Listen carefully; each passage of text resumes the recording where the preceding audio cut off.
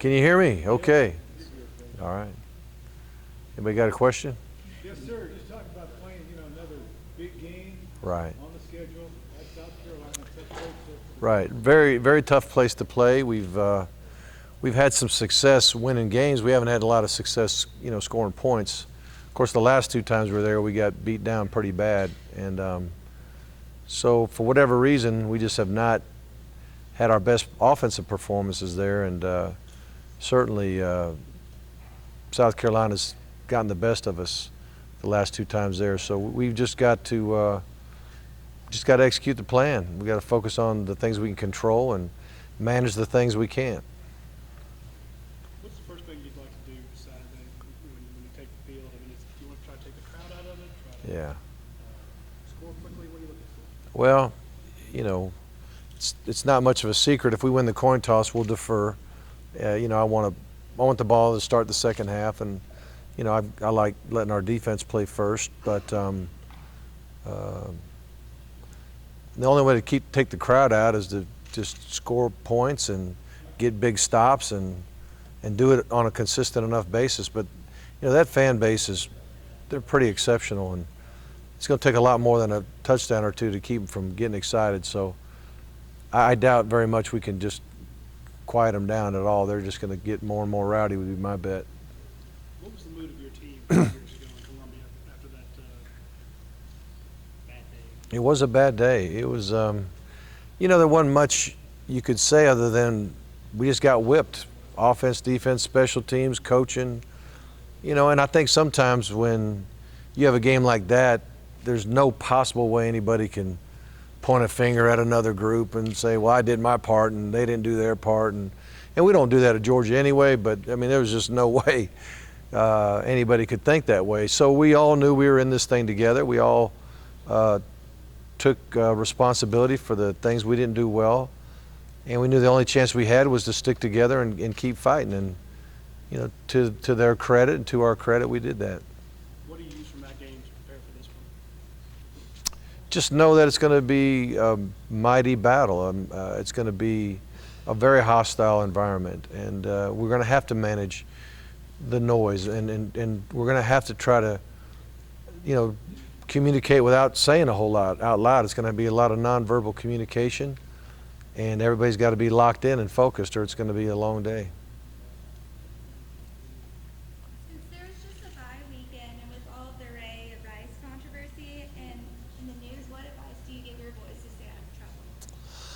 We have a lot of people come by to talk to our guys about all types of different things. And matter of fact, last week we had Athens Clark County Police come by and talk to our guys about some things. And we'll have former players come by and talk about all kind of different issues that tend to get young men over the years. We have a character education class that we have that we meet on a weekly basis on Thursdays, and we spend 30 minutes just talking about core values and leadership and things of that nature. So we do a lot of those types of things. And but unfortunately, life happens out there sometimes, and guys don't always make the best decisions. And I'm not talking about just Georgia players. I'm talking about young men across America, and that age from 18 to 25, before that frontal lobe fully develops, guys tend to act first and think later, and that's a bad thing. Coach, Is that what it is, Coach, the frontal lobe? It's the frontal lobe, I can promise you. For as good a game as Todd had against Clemson, do you feel like he's got that game in him, but to help take a little bit of pressure off of Hudson, he's played in some big games? Well, Todd played well, but I thought all of our backs played well. I thought our line played well. I think certainly a running game helps a quarterback. There's no doubt about that. If people respect your run, they respect your play-action pass. It creates more space to throw the ball and probably more time to throw it as well.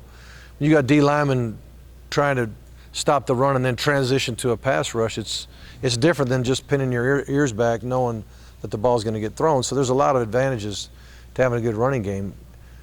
Another thing is being able to finish a game like South Carolina did against East Carolina, and hold the ball for 10 minutes at the end of the game.